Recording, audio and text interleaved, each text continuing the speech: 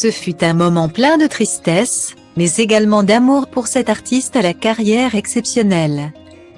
Classe égale à HRL. Annie Cordy s'en est allée le 4 septembre 2020, il y a presque un an. Et ses obsèques ont été l'occasion pour ses fans, comme pour ses proches et de nombreuses célébrités de rendre un dernier hommage vibrant à la chanteuse et actrice belge.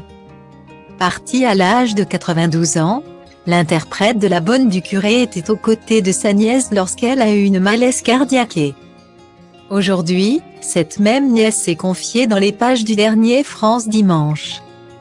Très proche d'Annie Cordy, Michel Lebon continue d'habiter dans la maison de sa tante à Vallauris, dans les Alpes-Maritimes. Je sens sa présence et ça m'apaise, assure-t-elle.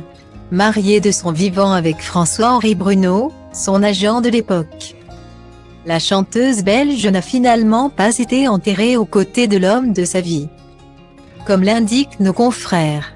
Une information que confirme sa nièce.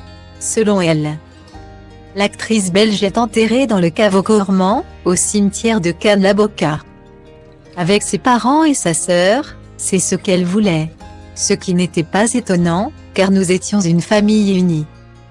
Décédée à 92 ans, Annie Cordy a vécu une belle et longue vie, sans paraître trop angoissée par sa propre situation, mais plus par celle de ses proches.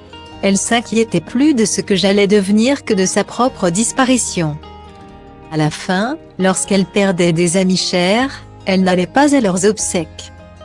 C'était trop dur pour elle, indique Michel Lebon.